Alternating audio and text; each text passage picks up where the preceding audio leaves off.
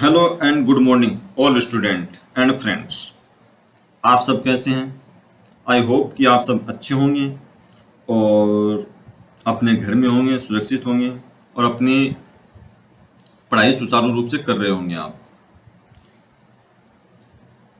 तो मैंने पिछले वीडियो में आपको बताया था कि मैं 11th और 12th को कॉमर्स यानी अकाउंट का सब्जेक्ट और साथ साथ में आपको इकोनॉमिक्स पढ़ाऊंगा।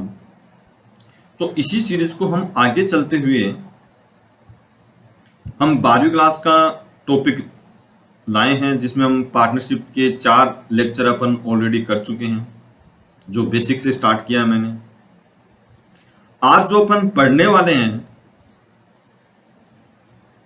वो है general introduction of partnership.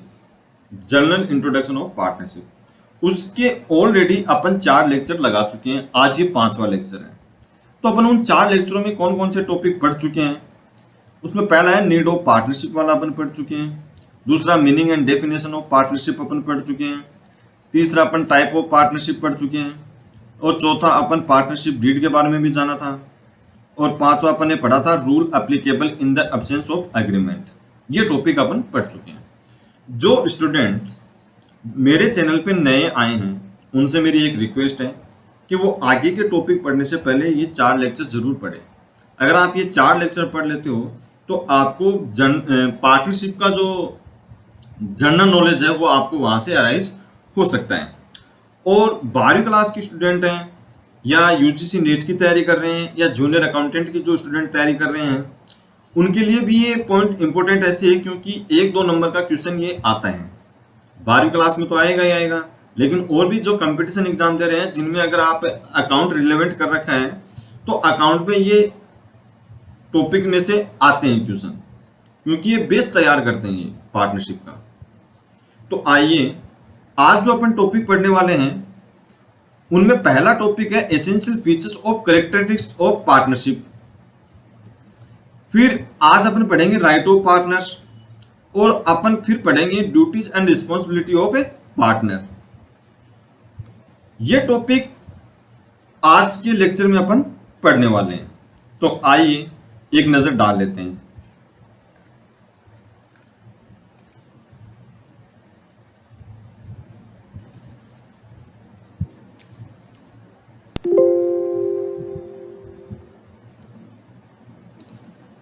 Essential features of characteristics of partners यानी साझेदारी के आवश्यक या प्रमुख लक्षण।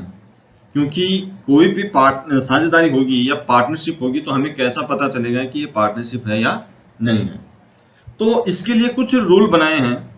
तो रूल ये है, पहला ये है 2 और मोर देन 2 पर्सन, 2 या 2 से अधिक व्यक्तियों का होना। किसी भी साझेदारी में 2 या 2 से अधिक व्यक्तियों का होना बहुत जरूरी है। इसमें क्या क्या बोला गया है? इसमें बोला गया है, पहला पॉइंट है there must be at least 2 person to from a partnership because any single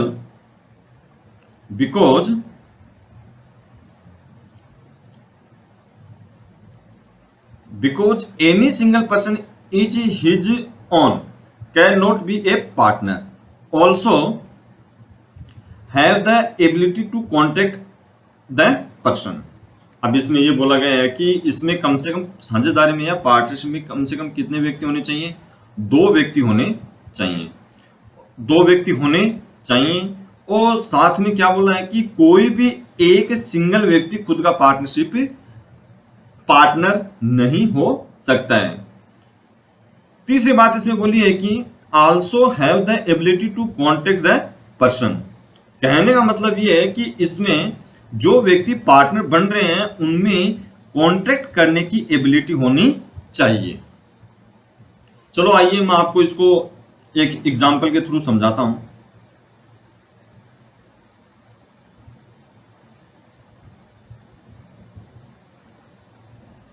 क्या कर रखा है? शॉप ओपन कर रखी है और उसका नाम क्या है? राम है। उसका नाम क्या है? राम है। अब राम को अपना क्या करना है? बिजनेस है वो बढ़ाना है। उसको क्या करना है? अपना बिजनेस बढ़ाना है। बिजनेस बढ़ाना है उसको। अब बढ़ाना है तो वो क्या करेगा, उसको पहला तो ये है कि मैंने सेकंड लेक्चर में मैंने बताया था कि पार्टनरशिप क्यों अराइज होती है। तो पहले तो उसको किसकी आवश्यकता होगी, कैपिटल की। दूसरी चीज उसको किस चीज की आवश्यकता होगी, मैनेजमेंट की। तो मैनेजमेंट भी उसको चाहिएगा। तो इन दोनों चीजों के लिए उसके पास अब अकेला ये दोनों चीजें कर नहीं सकता, तो ये किसी न किसी व्यक्ति को जरूर टोकेगा या बोलेगा कि भाई मेरे बिजनेस में आप क्या करो, पैसा लगाओ, मैं आपको उसका कुछ हिस्सा दूंगा। तो मान लीजिए मोहन है, वो इसके बिजनेस को रन करने के लिए तैयार हो जाता है। तो मोहन बोलता है कि मैं दूसरी वाली शॉप मैं संभालूंगा, पहले वाली तुम देख लेना, ठीक है। अब ये क्या हो गया, इनके बीच एक अग्रीमेंट हो गया। तो अब ये क्या हो जाएगी, पार्टनरशिप हो जाएगी राम और मोहन के बीच में। आई मेरी बात समझ में। अब राम अकेला तो पार्टनर हो नहीं सकता, क्योंकि सिंगल व्यक्ति अपने आप में कोई पार्टनर हो नहीं सकता है। लेकिन उसमें दूसरी कंडीशन क्या दी थी कि जो मोहन है, मोहन वो क्या होना चाहिए, उसकी कॉन्ट्रैक्ट करने की क्या होनी चाहिए, योग्यता होनी चाहिए। उसकी योग्यता बोले तो एबिलिटी होनी चाहिए उसमें। उसमें क्या होनी चाहिए, एबिलिटी होनी चाहिए। तो पहला पॉइंट तो अपना क्या था, ये था। आई होप कि ये आपको समझ में आया होगा। तो अब नेक्स्ट पॉइंट पे आते हैं। फिर ये बोल रहे हैं कि according to the Indian Contract Act 1872 a minor person of unsound mind and person disqualified by any law are not competent to contract. अब इसमें ये बोला गया है कि एक तो आपका एवेक्स, दूसरा पागल, और तीसरा है कानून के द्वारा कोई अयोग्य व्यक्ति। तो इनको क्या है, अयोग्य व्यक्ति। तो इनको बोला गया है कि इंडियन कॉन्ट्रैक्ट एक्ट 1872 में अगर कोई एवेक्स है, कोई पागल है या कानून के द्वारा अयोग्य व्यक्ति है, तो उनको क्या नहीं बनाया जा सकता, पार्टनर नहीं बनाया जा सकता है। तो आपकी क्वेश्चन आ सकता है 1 नंबर का कि क्या एवेक्स को या पागल को या कानून के द्वारा अयोग्य व्यक्ति को क्या पार्टनरशिप में शामिल कर सकते हैं। तो आपका आंसर क्या आएगा, नहीं। आई मेरी बात समझ। तो ये चीजें आपको क्या रखनी है, ध्यान रखनी है। आइए नेक्स्ट पॉइंट पढ़ते हैं। नेक्स्ट पॉइंट में दे रखा है कि section 41 clearly states that if the number of partner remain the same in case of death और bankruptcy of the partners and automatically. अच्छा, इस चीज को समझना आप, मैं आपको एक एग्जांपल के थ्रू समझाने की कोशिश करता हूं।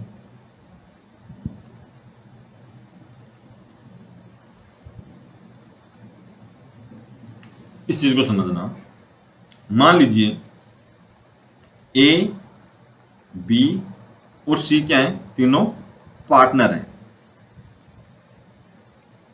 ये कोई पार्टनरशिप चला रहे हैं। आइए मेरे पास समझ। मान लीजिए ये कोई दुकान का या बिजनेस का कोई दुकान या बिजनेस का कोई सामान लेने जा रहे हैं, कौन, ए और बी।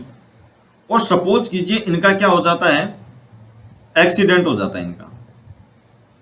इनका क्या हो जाता है, एक्सीडेंट हो जाता है। एक्सीडेंट होने पे मौके पर ही इन दोनों की क्या हो जाती है, मौत हो जाती है। अब बचा कौन बिजनेस में, अब बिजनेस में बचा कौन, सिंगल ए, सी बचा है। तो मेरा कहने का मतलब ये है, जो अभी आपने लाइन पढ़ी थी वो यही लाइन बोल रहा था कि अगर 3 पार्टनर हैं या 4 पार्टनर हैं, उनमें से 3 की या 2 की मौत हो जाती है। अगर 3 पार्टनर में इसी केस में ले लेते हैं अपन, ए बी की अगर डेथ हो जाती है, तो पार्टनरशिप में अब सिंगल व्यक्ति कौन बचा है, सी बचा है। तो वो पार्टनरशिप ऑटोमेटिकली क्या हो जाएगी, एंड हो जाएगी, बंद हो जाएगी। वो फिर पार्टनरशिप नहीं रहेगी। आई मेरी बात समझ।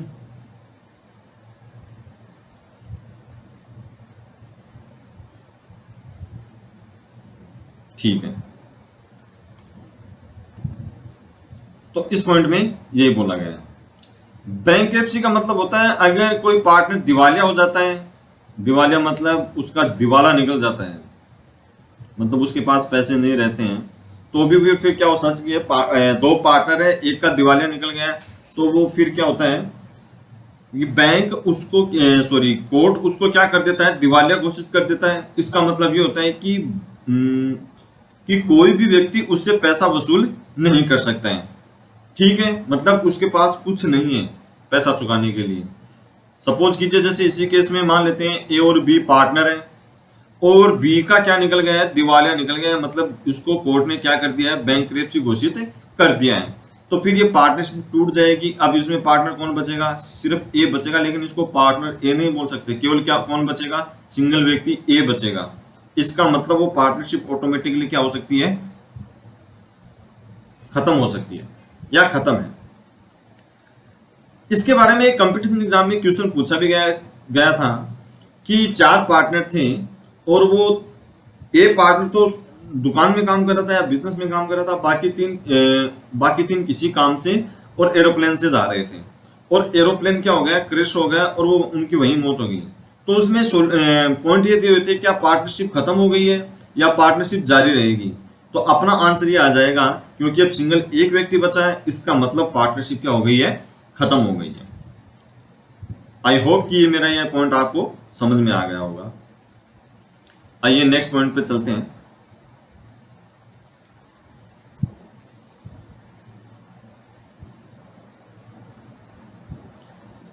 नेक्स्ट पॉइंट में दे रखा है the partnership act does not prescribe the maximum number of partner in a firm.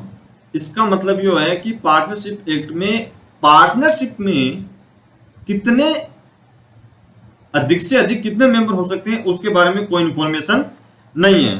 However section 464 of the Companies Act 2013 empower the government to prescribe maximum number of a partner in a firm subject to maximum of 100। अब company act है 2013 है, वो क्या करता है, उसका section है 464। Company act है 2013 और उसका सेक्शन कौन सा है, 464 है। उसके अंदर गवर्नमेंट को यह पावर दिया गया है कि आप मैक्सिमम नंबर है वो सब कर सकते हो, कितना 100 कर सकते हो पार्टनर का। आगे बोला गया है कि the government has prescribe maximum number of partners in a firm to be 50 vide rule 10 of the company miscellaneous rule 2014। अब यहां पे एक बात देखना कि गवर्नमेंट को क्या कर दिया है, रूल पावर दे दी है, किसने, कंपनीज एक्ट ने पावर दे दी है। कंपनी एक्ट ने किसको पावर दी है, गवर्नमेंट को पावर दी है, वो भी कौन सा, 2013। इसने क्या किया, गवर्नमेंट को पावर दे दिया कि आप क्या कर सकते हो, अधिक से अधिकतम कितने वैलिड कर सकते हो, 100 लोगों को आप पार्टनरशिप में, मतलब अधिक से अधिक पार्टनरशिप में 100 लोग क्या कर सकते हैं, साझेदारी कर सकते हैं। लेकिन गवर्नमेंट ने फिर क्या किया, इसको तो पावर दे दिया, अब पावर किसके पास आ गया, गवर्नमेंट के पास आ गया। तो गवर्नमेंट ने क्या किया है, मैक्सिमम कितने लोगों को अलाउ किया है कि एक पार्टनरशिप फर्म में कितने हो सकते हैं, ज्यादा से ज्यादा व्यक्ति 50 हो सकते हैं। आई मेरी बात समझ में। अगर क्वेश्चन आ जाता है कि अधिक से अधिक पार्टनरशिप में कितने लोग मेंबर हो सकते हैं, तो आपका आंसर क्या आएगा, 50 आएगा। आई मेरी बात समझ में।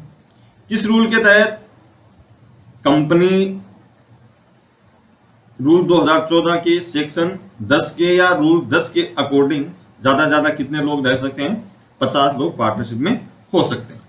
आई मेरी बात समझ में। आइए चलते हैं अब आगे।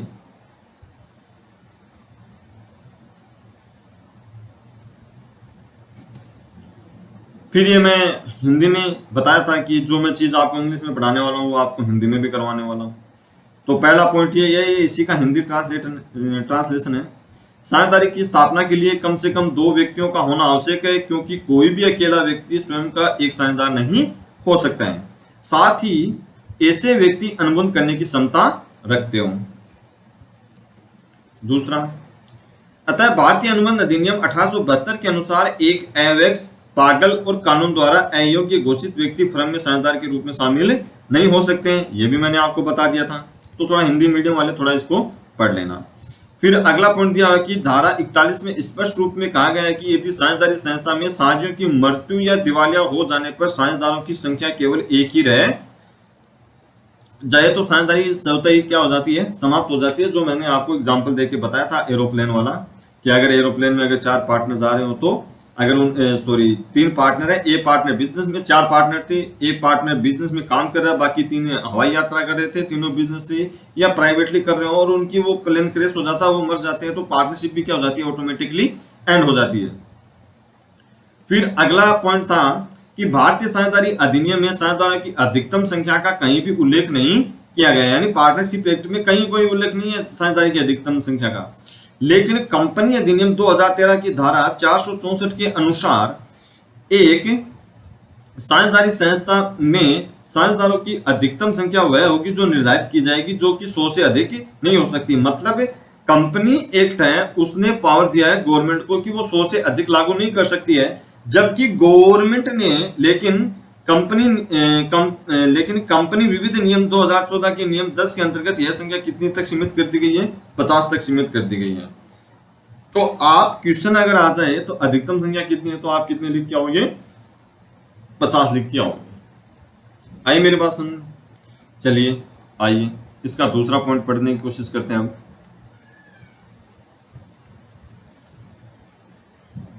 दूसरा पॉइंट दे रखा है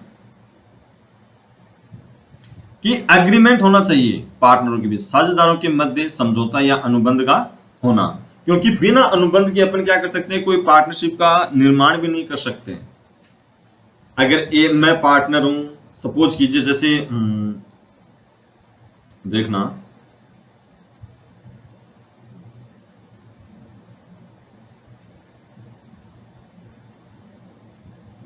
जैसे ए, बी और सी, इन तीनों की अलग अलग शॉप है, इन तीनों की क्या है, ये अलग अलग शॉप है, इसकी भी शॉप है, इसकी भी शॉप है और इसकी भी क्या है, शॉप है।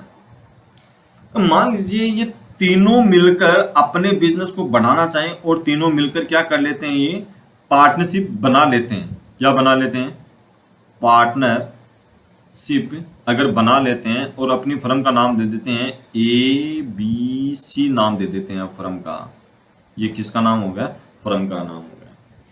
तो इनके बीच क्या होगा, अगर ये पार्टनरशिप इन तीनों ने स्टार्ट की है तो इनके बीच एक क्या होगा, कॉन्ट्रैक्ट होगा। क्या होगा इनके बीच, सॉरी, इनके बीच एक कॉन्ट्रैक्ट होगा,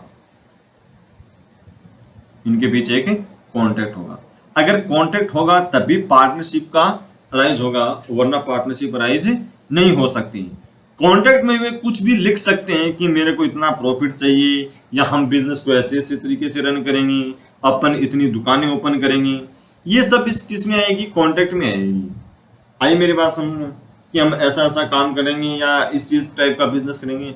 अगर उनके बीच में कॉन्ट्रैक्ट होगा तभी वो पार्टनरशिप बन सकती है, अगर कॉन्ट्रैक्ट नहीं है तो पार्टनरशिप भी नहीं बन सकती।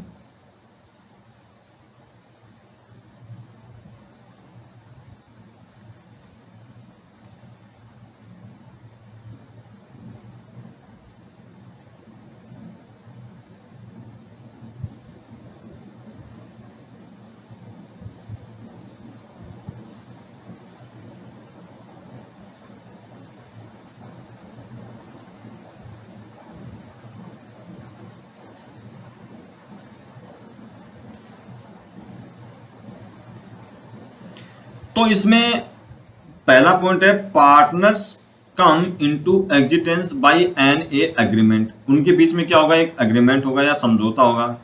Such an agreement can be either oral और इन राइटिंग। मतलब एग्रीमेंट तो होगा ही होगा, अब वो एग्रीमेंट या तो ओरल हो सकता है या क्या हो सकता है, राइटिंग में हो सकता है, मतलब लिखित में हो सकता है। But to avoid any dispute, यानी फ्यूचर में कोई डिस्प्यूट उनके बीच में पैदा ना हो, तो ये बोलते हैं कि it is better to have writing agreement called partnership deed.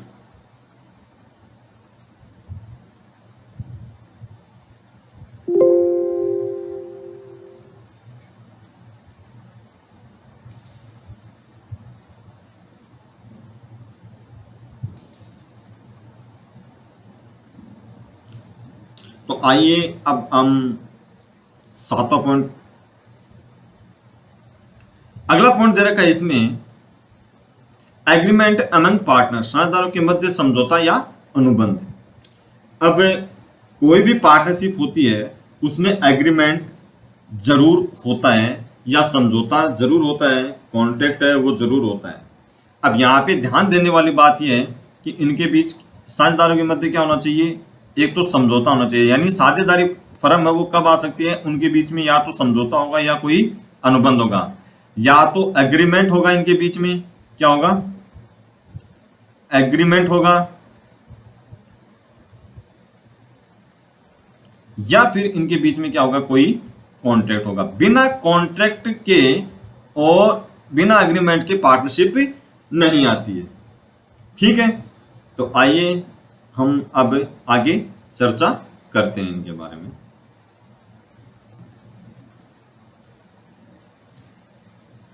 बोल रहा है कि पहला पॉइंट इसमें दे रखा है, partnership come into existence by an agreement. ये बोल रहा है कि एग्रीमेंट के द्वारा ही कोई पार्टनरशिप का क्या हो सकता है, एग्जिस्टेंस हो सकता है।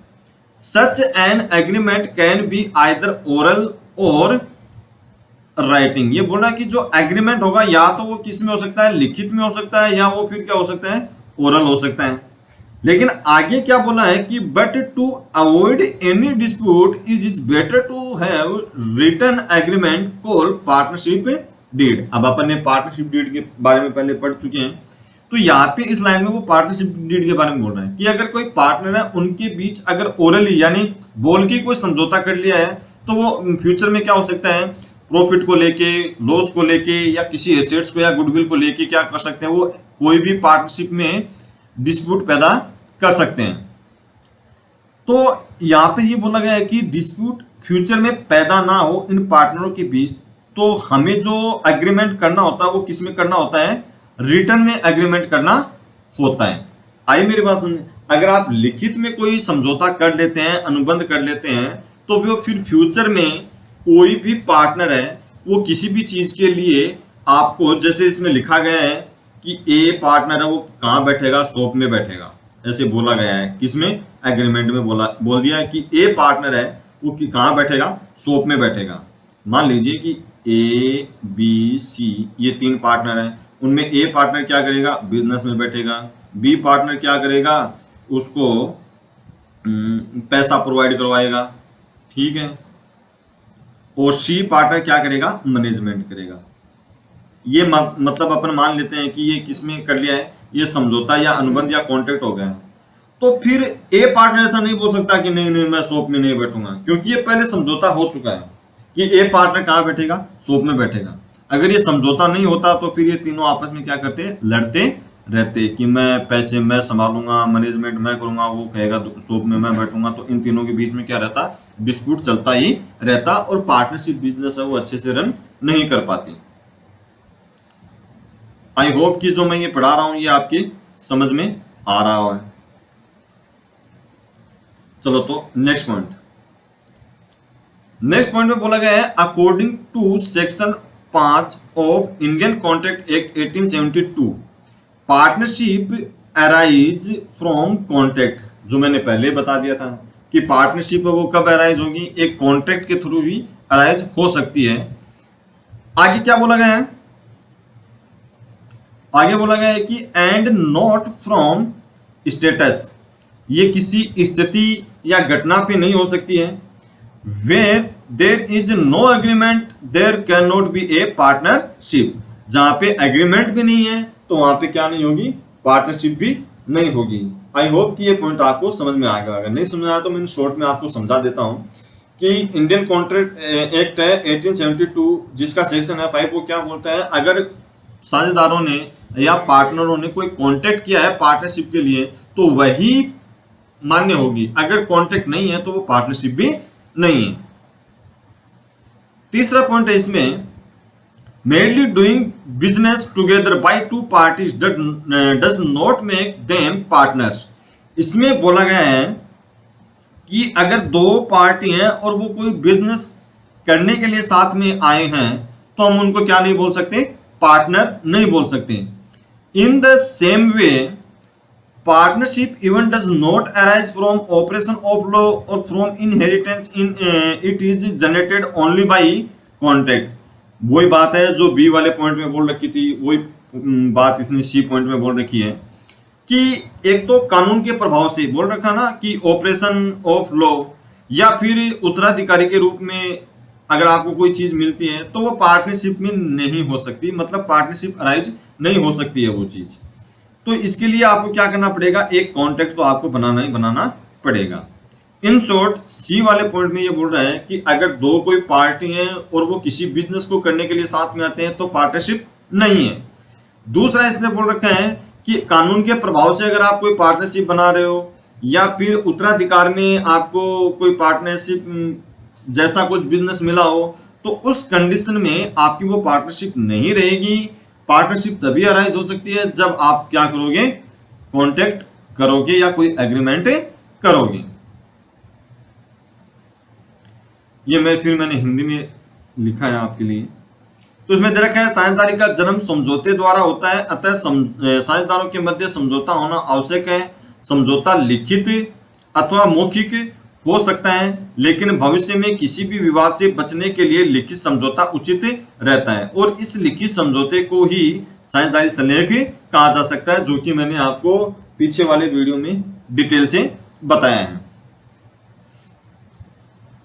भारतीय अनुबंध अधिनियम 1872 की धारा 5 के अनुसार साझेदारी का जन्म अनुबंध से होता है, मतलब कॉन्ट्रैक्ट से या एग्रीमेंट से, किसी भी स्थिति और किसी स्थिति के कारण नहीं है।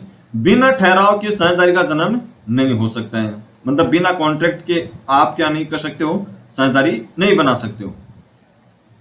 फिर अगला पॉइंट दे रखा है, केवल दो पक्षकारों द्वारा मिलकर कारोबार करने मात्र से ही वे साझेदार नहीं बन जाते हैं। ए और बी हैं, अपना अलग अलग बिजनेस कर रहे थे, वो किसी और अलग बिजनेस में शामिल हो गए कि बस ये काम करना है, अपना काम खत्म। जैसे मान लीजिए जूतों का सीजन आ गया है या सर्दियों में स्वेटर पहनते हैं वो उसका आ गया, तो दो पार्टी थी जो काम कर रही थी, हालांकि वो और ही काम कर रही थी, लेकिन वो सोचे कि अब सर्दियों में स्वेटर बेचने का भी कर लेते हैं साथ साथ में काम। तो जैसे ही स्वेटर बनाने का काम उनका खत्म हुआ, बस वो साझेदारी नहीं कहलाएगी। मतलब साझेदारी के लिए आपको क्या होना चाहिए, आपके पास एक कॉन्ट्रैक्ट होना चाहिए, कॉन्ट्रैक्ट लिखित में होना चाहिए, ताकि फ्यूचर में आपके क्या नहीं हो सके, डिस्प्यूट पैदा नहीं हो सके। और कम से कम 2 व्यक्ति और ज्यादा से ज्यादा कितने व्यक्ति होने चाहिए, 50 व्यक्ति होने चाहिए।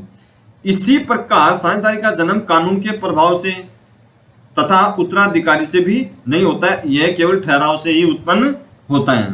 कानून का प्रभाव का मतलब है कि कानून ने किसी चीज को करने के लिए बाध्य किया होगा तो वो भी पार्टनरशिप नहीं हो सकती है। आई होप कि आपको ये समझ में आ गया होगा। चलिए अब अगले पॉइंट पे चलते हैं। शेयर ऑफ प्रॉफिट, मतलब अपन जो बिजनेस कर रहे हैं उसका प्रॉफिट है वो अपन कैसे बांटेंगे। तो आइए इसके बारे में चर्चा करते हैं। इसमें दे रखा है the main objective of the partnership is to earn profit. क्योंकि पार्टनरशिप होता है उसका मेन ऑब्जेक्टिव क्या होता है, प्रॉफिट को अर्न करना होता है, and distribution it among the partner. साझेदारों के बीच क्या करना होता है, उस प्रॉफिट को बांटना होता है। Any institution which is not aimed at profit, अगर किसी इंस्टीट्यूशन का, किसी संस्थान का एम या ऑब्जेक्ट प्रॉफिट कमाना नहीं है, जैसे चैरिटी हो गया, या आप स्कूल ले लो किसी को, या स्कूल भी हो सकती है, तो can not B legally partner, तो वो पार्टनरशिप फर्म नहीं है। क्या नहीं है, पार्टनरशिप फर्म नहीं है। इन शॉर्ट में आपको बता देता हूं, अगर कोई ऐसा बिजनेस है जिसमें 2 या 2 से अधिक लोग रहते हैं और वो उनका मेन ऑब्जेक्टिव क्या है, प्रॉफिट कमाना है, तो वो तो हो जाएगी पार्टनरशिप। अब जिनका एम प्रॉफिट कमाना नहीं है, लोगों की सहायता करना है, लोगों की सेवा करना है, ठीक, या लोगों को अच्छी सर्विस देनी है, तो ऐसी संस्थान या ऐसे इंस्टीट्यूशन या ऐसे ऑर्गेनाइजेशन जिनका मेन ऑब्जेक्ट प्रॉफिट कमाना नहीं है, तो वो पार्टनरशिप नहीं हो सकती हैं। ठीक है, फिर इसमें दूसरा पॉइंट दे रखा है, it is important of the partners to have a share in the profit. इसमें मोस्ट इंपॉर्टेंट जो पार्ट होता है वो होता है कि पार्टनरों को प्रॉफिट का बंटवारा करना होता है। बट इसने बोल रखा है, but it is not necessary to have a share in the loss. हाँ, ये पॉइंट इंपॉर्टेंट है, इस चीज को समझना कि पार्टनर का, इससे पहले वाले पॉइंट में अपन ने पढ़ा था कि पार्टनरशिप का मेन ऑब्जेक्ट क्या होता है, प्रॉफिट अर्न करना होता है। दूसरे वाले पॉइंट में ये बोल रहा है कि प्रॉफिट को क्या करना होता है, पार्टनरों में बांटना होता है। तो इसका कहने का मतलब ये है इस लाइन का कि ये बोल रहा है कि पार्टनर प्रॉफिट में ही हिस्सा ले सकते हैं, लॉस में नहीं। ऐसा भी हो सकता है, जैसे इसने बताया है कि कोई अगर माइनर पार्टनर है वो केवल किस में हिस्सा ले सकता है, केवल प्रॉफिट में हिस्सा ले सकता है, लॉस में उसका कोई हिस्सा नहीं होगा। From have a share in profit and not in losses in the absence of reverse relation. Losses are also distribute in the proportional to the profit.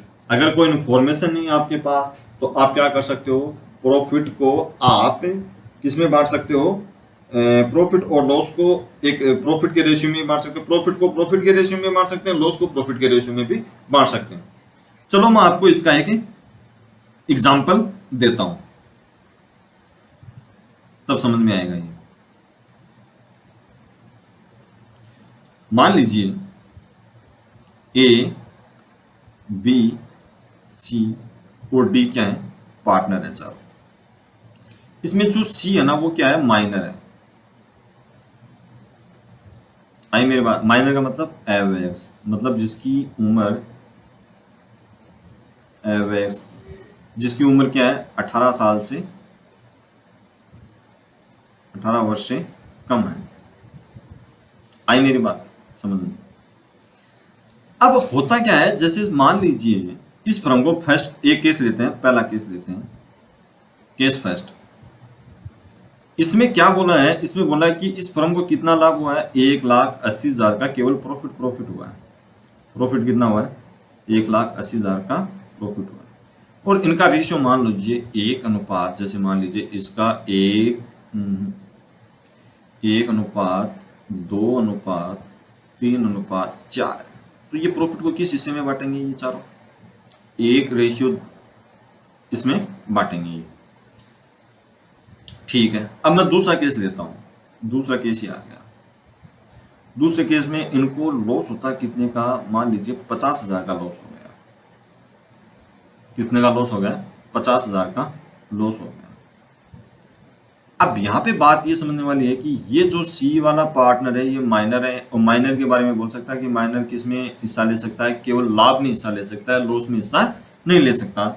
इसका मतलब ये हुआ कि ये जो 50,000 का लॉस हुआ है इनको इस फर्म को, एबीसीडी फर्म को, तो ये लॉस कौन कौन बांटेंगे, ये लॉस बटेगा किस किस में, डी में बटेगा, बी में बटेगा और किस में बटेगा, इनमें बटेगा। आई मेरी बात समझ में।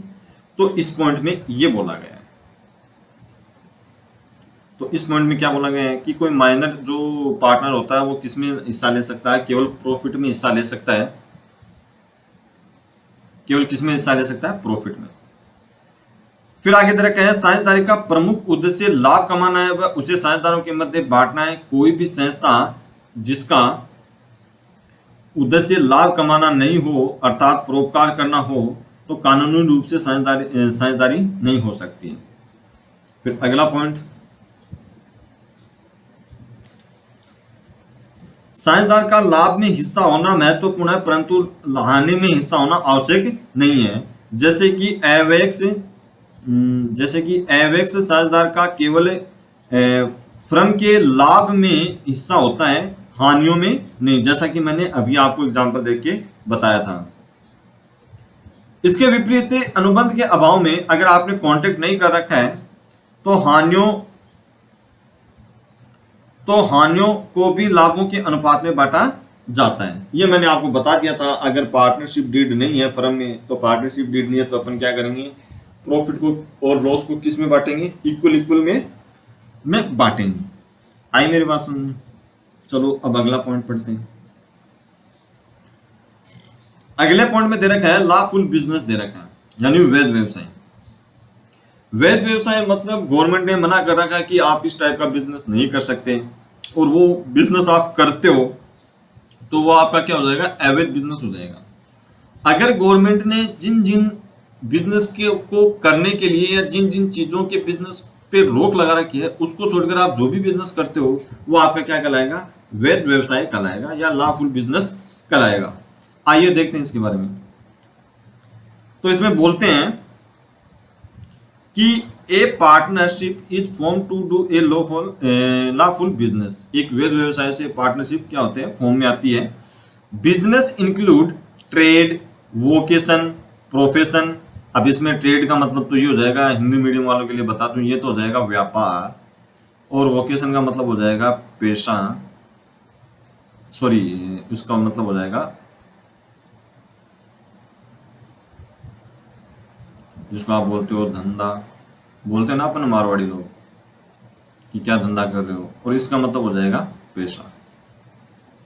तो कहने का मतलब ये है कि लॉफुल बिजनेस होना चाहिए, यानी वैध व्यवसाय में आप व्यापार भी शामिल कर सकते हो, आप कोई धंधा भी कर सकते हो, कोई पैसा भी कर सकते हो।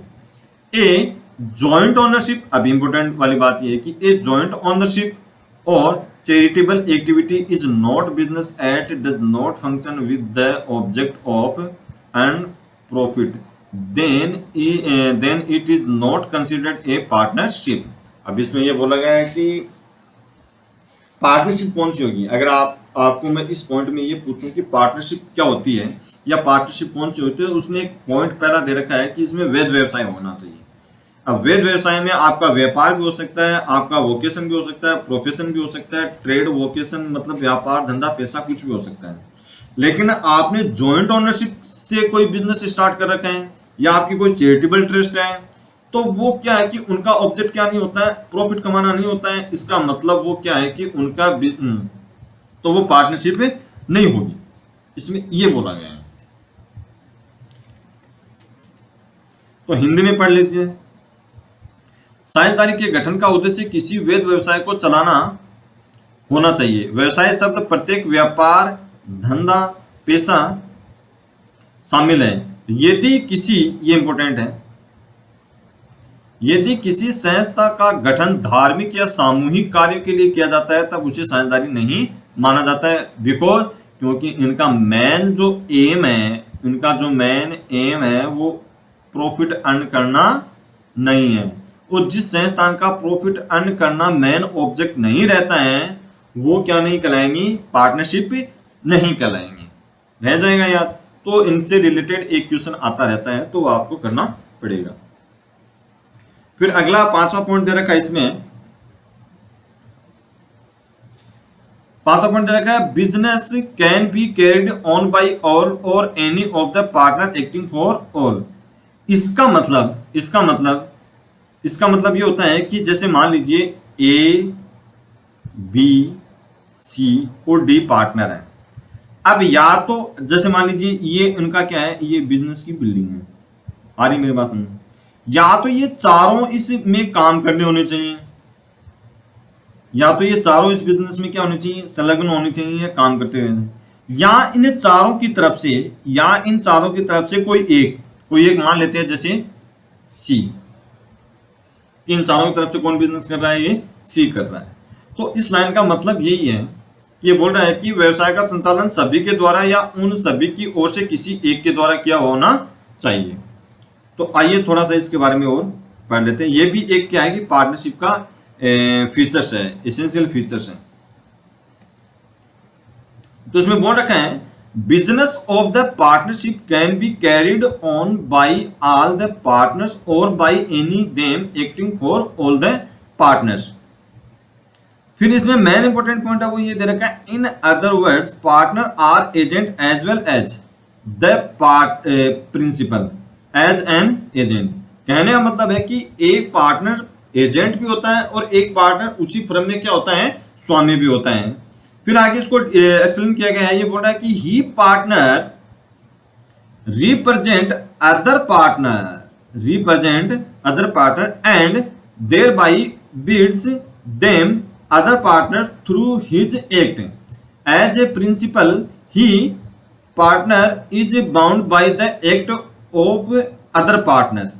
इसका मतलब ये होता है, जैसे मैं आपको एग्जांपल के थ्रू समझाता हूं इसका मतलब, जैसे ए बी और सी 3 पार्टनर हैं।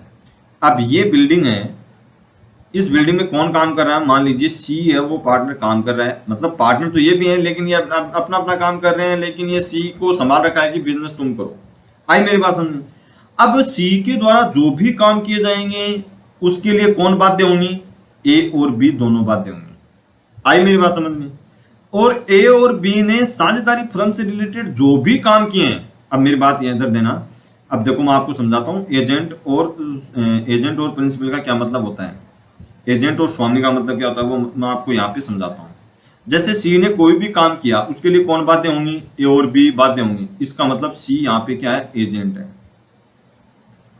सी यहाँ पे क्या है, एजेंट है। ए और बी ने कोई पार्टनरशिप फर्म के लिए काम किया है, ए और बी ने या ए ने कोई पार्टनरशिप फर्म के लिए कोई काम किया है अलग से ही, तो आप फिर उस कंडीशन में क्या कर पाओगे, उस कंडीशन में ये होगा कि सी है, मैं ये बता रहा था, जैसे ए बी सी और डी पार्टनर हैं, ठीक है।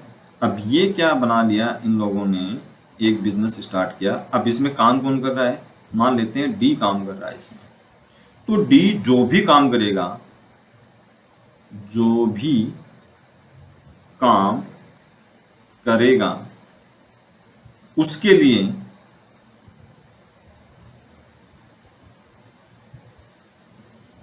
सभी पार्टनर क्या होंगे, बाध्य होंगे। क्या होंगे, बाध्य होंगे। मतलब अब कोई से 5 लाख का इसने उधार भी ले लिया है बिजनेस के लिए, तो फिर वो 5 लाख चुकाने के लिए कौन, इस एग्रीमेंट के लिए या इस ट्रांजेक्शन के लिए कौन कौन बाध्य होंगे, ए बी सी डी चारों बाध्य होंगे। इस कंडीशन में ये क्या है, एजेंट है। इस कंडीशन में ये क्या कहलाएगा, एजेंट कहलाएगा। फिर इनके द्वारा अगर कोई काम किया गया है, बी के द्वारा कोई काम किया गया है, बताता हूं,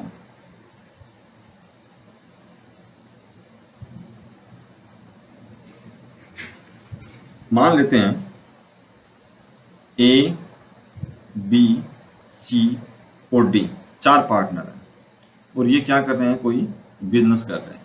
तो इसमें क्या है कि ये जो डी है ये यहाँ पे काम कर रहा है इस बिजनेस में। अब इस बिजनेस में काम कर रहा है, बाकी अपने अपने काम कर रहे हैं, ठीक है, पार्टनर है, लेकिन ये चारों क्या है, पार्टनर है, लेकिन काम कौन कर रहा है, इनकी तरफ से डी कर रहा है, ठीक है। डी जो भी फर्म में काम करेगा, जो भी काम करेगा, इस बात को नोट कर लेना, डी इस फर्म में जो भी काम करेगा उनके लिए कौन बाध्य होंगे, ये चारों के चारों बाध्य होंगे। आई मेरी बात समझ में? तो इस तरीके से ये क्या हो जाता है, एजेंट बन जाता है। अगर ए बी सी ने अगर कोई काम किया है किसके लिए, ए बी सी ने कोई काम किया है किसके लिए, फर्म के लिए, तो उसके लिए कौन बाध्य होगा, डी बाध्य होगा यहाँ पे। इस कंडीशन में ये क्या बन जाता है, मालिक का रोल निभाता है। आई क्या मेरी बात समझ में? मतलब पार्टनर एक दूसरे को क्या करते रहते हैं, एजेंट और मालिक के तौर पे बाधित करते रहते हैं। बाधित करना मतलब है अगर वो जो भी पार्टनरशिप से रिलेटेड अगर कोई कॉन्ट्रैक्ट करते हैं तो वो एक दूसरे को क्या करेंगे, बाउंड करेंगे वो एक दूसरे को, मतलब उनकी लायबिलिटी बन जाएगी कि ये चीज अब बिजनेस के लिए हुई है। आई मेरे पास आइए, अब आगे दे रखा है कानूनी रूप से व्यवसाय के संचालन में सभी साझेदार भाग ले सकते हैं, परंतु व्यवसाय का संचालन उन सभी की सहमति से कोई भी साझेदार कर सकता है, क्योंकि प्रत्येक साझेदार फर्म का एजेंट भी होता है और स्वामी भी होता है। एजेंट इसलिए, अब यहाँ पे नोट दे लेना, देखो अब एजेंट किस लिए, एजेंट इसलिए क्योंकि वह अपने कार्यों से अन्य साझेदारों को बाध्य कर सकते हैं, और स्वामी इसलिए क्योंकि वह स्वयं अन्य साझेदारों के कार्य से भी क्या हो सकता है, बाध्य होता है। और इसका मैंने आपको क्या दे दिया था, एग्जाम्पल दे दिया था। आई मेरी बात समझ? तो इसको याद कर लेना, ये एग्जाम में पूछा जाता है। अगला नेक्स्ट पॉइंट है कि जो पार्टनर होते हैं उनके फर्म में क्या क्या राइट होते हैं।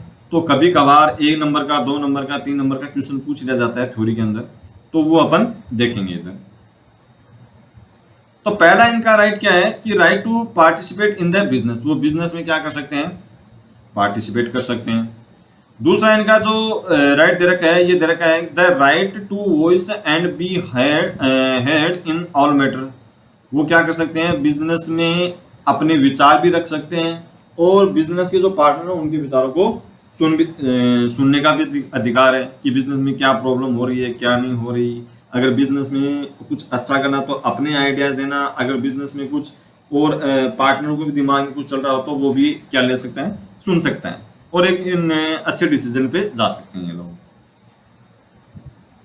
फिर अगला तरह है the right to see of firm books, तो ये फर्म की बुक्स भी देख सकते हैं, मतलब खाता बही जो भी है उनमें रखे जाते हैं। बैंक की पासबुक है जो पार्टनरों ने जॉइंट पार्टनरशिप के नाम से अगर जो बैंक की पासबुक बना रखी है, कितना कैश आया बिजनेस में, कैसा गया, कितना सामान बिजनेस में पड़ा है, तो वो उनकी बुक्स में रिकॉर्डिंग होती है, तो वो बुक्स भी देख सकते हैं, कोई रोक नहीं सकता पार्टनरों को। ठीक है। फिर अगला जो इसने दे रखा है वो दे रखा है the right to receive a share of the profit, उनको प्रॉफिट होता है, प्रॉफिट में अपना हिस्सा प्राप्त करने का भी अधिकार है। ठीक है। फिर अगला पॉइंट दे रखा है the right to receive compensation on payment, payment के टाइम जो डिले होता है या पेमेंट के टाइम जो भी कंडीशन लागू की जाती है, तो कंपनसेशन के रूप में वो कुछ अमाउंट है वो क्या कर सकता है, पार्टनर से रिसीव कर सकता है। आई मेरी बात समझ? चलो नहीं आई है तो मैं आपको थोड़ा सा इधर समझा देता हूँ। जैसे ए, बी और सी पार्टनर है, सपोज कीजिए कि सी रिटायरमेंट हो गया, उसको आपको क्या करना है, पेमेंट करना है। क्या करना है, पेमेंट करना है। पेमेंट में या तो आपने क्या कर दिया, देरी कर दी, तो उसके लिए वो क्या कर सकता है, जैसे आपने बोला कि पेमेंट आपको 1 महीने के बाद किया जाएगा, तो आप क्या कर सकते, पार्टनर क्या करेगा, जो रिटायरमेंट हुआ है तो उसको जो बाकी के जो पार्टनर बच गए उसको 1 महीने का ब्याज वगैरह जो भी बनता है या प्रॉफिट में जो भी हिस्सा आता है वो भी वो ले सकता है, मतलब कंपनसेशन के रूप में वो कुछ न कुछ आपसे लेके जाएगा। फिर अगला point the right to retire हो सकता है वो पार्टनर, तो उसका भी ये अधिकार है। फिर अगला दे रखा है the right to not remove the firm, हाँ ये इंपॉर्टेंट है, एक पार्टनर को आप क्या नहीं कर सकते, हटा नहीं सकते हो। ठीक है, तो ये चीज आप देख लेना एक बार। अगला पॉइंट है, ये इसका हिंदी वर्जन है, ये बोल रहा है कि व्यवसाय में भाग लेने का अधिकार होता है पार्टनर का। दूसरा है कि सभी मामले में अपनी राय रखने और सुने जाने का अधिकार होता है। तीसरा है कि फर्म की पुस्तकों को देखने का अधिकार होता है। चौथा है कि लाभ में हिस्सा प्राप्त करने का अधिकार होता है। और अगला पॉइंट दे रखा है भुगतान करने पर उसकी क्षतिपूर्ति प्राप्त करने का अधिकार होता है, जो मैंने अभी ए बी सी वाला ये अभी एग्जाम्पल बताया ये। फिर अवकाश ग्रहण करने का अधिकार होता है, मतलब वो रिटायर ले सकता है खुद से कि मेरी भैया हिम्मत नहीं रही है फर्म में काम करने की, तो मैं अब क्या लेना चाहता हूँ, रिटायरमेंट लेना चाहता हूँ, तो वो रिटायर हो सकता है फर्म से, कोई दिक्कत नहीं है उसमें। संस्था से न निकाले जाने का अधिकार, हाँ संस्था से उसको कोई नहीं निकाल सकता। अगर 4 पार्टनर है तो सी कोई नहीं निकाल सकता, ये याद रखना। ए बी सी मिलकर भी नहीं निकाल सकते। ठीक है, आइए अगला पॉइंट पे आते हैं। अगले पॉइंट में क्या है कि ड्यूटीज और रिस्पॉन्सिबिलिटी ऑफ दी हुई है, किसकी, पार्टनर्स की दी हुई है, और इससे भी क्वेश्चन पूछे जाते हैं, इसलिए ये क्या हो जाता है, इंपॉर्टेंट हो जाता है ये पढ़ने के लिए। तो अपन पढ़ते हैं साझेदारों के कर्तव्य क्या और उनके दायित्व क्या, एक एक करके पढ़ते हैं। आइए, बोल रखा है कि a partner will be liable to make good and loss that may be caused to the firm by his willful neglect or breach of trust। इसमें यह बोला गया है कि अगर किसी पार्टनर ने जानबूझकर, अगर किसी पार्टनर ने जानबूझकर अपनी फर्म को नुकसान पहुंचाया है और फिर उसका पता चल गया है कि ये इसने जानबूझ के नुकसान पहुंचाया, तो उसकी भरपाई करनी पड़ेगी उस पार्टनर को। देखिए, समझने की कोशिश करना है इसकी। मैं आपको एक एग्जांपल के थ्रू समझाता हूं उसको। जैसे ए, बी और सी, ये 3 पार्टनर हैं और ये इनका क्या है, बिल्डिंग है। ठीक है, मान लीजिए सी इसमें क्या करता है, काम करता है, और सी ने क्या किया, जानबूझकर, जैसे मान लीजिए ये गेहूं का बिजनेस कर रहे हैं और 4 बोरी थी या कट्टे थे, वो इसने क्या कर लिया, जानबूझ के चुरा लिए। ठीक है, हो सकता है पहले पता नहीं चला हो, बाद में पता चल गया है कि वो 4 कट्टे किसने चुराए थे, सी ने चुराए थे। तो सी क्या करेगा, उसकी भरपाई करेगा, उसकी भरपाई करेगा। सी खुद पैसे लेके आएगा, या तो 4 कट्टे लेके आ जाओ या उसकी पैसे दे दो। तो सी कौन कौन भरपाई करेगा उसकी, ये सी है, वो भरपाई करेगा उसकी। आई मेरी बात समझ में? चलो आओ नेक्स्ट पॉइंट पे। फिर अगले पॉइंट पे ये बोल रहा है कि all the assets of the firm including goodwill will be kept and utilized for the objects of the firm। ये बोल रहा है कि फर्म की जितनी भी एसेट्स हैं, गुडविल है, वो किसके लिए यूज होनी चाहिए, बिजनेस के ही लिए यूज होनी चाहिए, न कि पर्सनल यूज होनी चाहिए। आई मेरे पास समझ। मान लेते हैं कि एक कार परचेज की इन्होंने, जो पार्टनर में बिजनेस के लिए यूज की है, तो सॉरी खरीदी है, तो उसका अपन पर्सनल यूज नहीं कर सकते हैं, उसका अपन केवल किस में यूज करेंगे, बिजनेस ही यूज करेंगे। आई मेरे पास, अगर कोई पर्सनली कर लेता है तो उसका उसको भुगतान करना पड़ेगा, जैसे मैंने पहले वाले केस में बताया था। Next point, if a partner earn secret profit from the firm that must be handed over to the firm and accounts for the same should also be presented। चलो आइए मैं आपको इसका भी एक एग्जांपल देता हूं।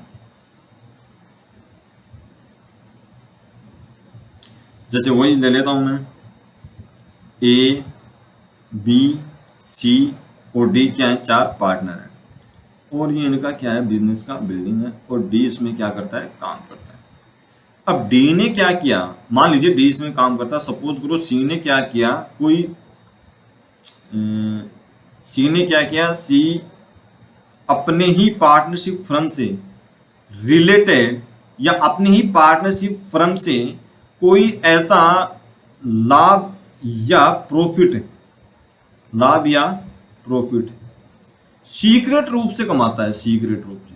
अब वो कुछ भी हो सकता हो, चाहे वो अपनी फर्म के नाम से करता हो या अपनी फर्म को नुकसान पहुंचाने के लिए करता होगा, लेकिन इसने क्या किया, अपने ही बिजनेस से क्या किया है, कोई प्रॉफिट कमाया है, अपने ही बिजनेस से क्या किया है, इसने प्रॉफिट कमाया है, और वो बाद में इन्हें ए, बी, डी को पता चल गया है कि सी ने अपने ही बिजनेस में से कुछ लाभ कमाया है, तो वो लाभ या प्रॉफिट, ठीक है, वो किसको देने पड़ेंगे, फिर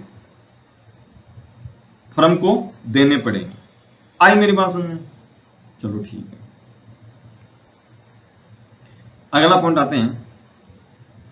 अगला पॉइंट में बता रखा है, if a partner engage in competition against the firm he must hand over all the profit so earn to the firm. अब वही बात है, जैसे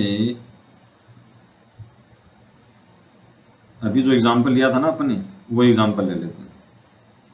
वही ए, बी, सी, डी 4 पार्टनर हैं। अब इन्होंने क्या किया, जैसे डी तो इसमें क्या कर रहा है, बिजनेस में काम कर रहा है। अब डी ने क्या कर रखा है, अलग अलग कोई बिजनेस कर रखा है, किस टाइप का, सेम डिट्टो पार्टनरशिप का जो बिजनेस है, डिट्टो वही बिजनेस कर रखा है। तो इस बिजनेस के बारे में किनको पता चला, बाद में इनको पता चला, ए, बी, सी को। बोले ये तो यार अपना बिजनेस है ना, उसके अकॉर्डिंग जो चीज़ अपन बेच रहे हैं वही क्या की डी को। तो डी ने क्या किया कि वही बिजनेस रन कर रहा है जो पार्टनरशिप बिजनेस रन कर रही है। तो इसका मतलब ये हुआ कि अब आपको क्या करना पड़ेगा, डी क्या करेगा, ये जो बिजनेस का जो भी प्रॉफिट है ना, उस प्रॉफिट को कहाँ ट्रांसफर करेगा, A B C D firm में ट्रांसफर करेगा। आई मेरी बात समझ में?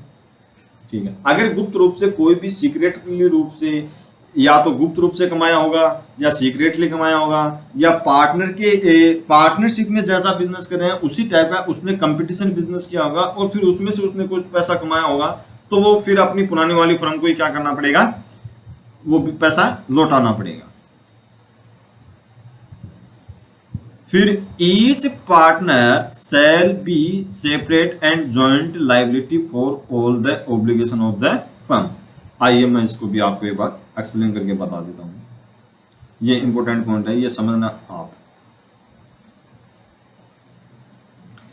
मान लीजिए ए बी सी और डी चार क्या है, पार्टनर है।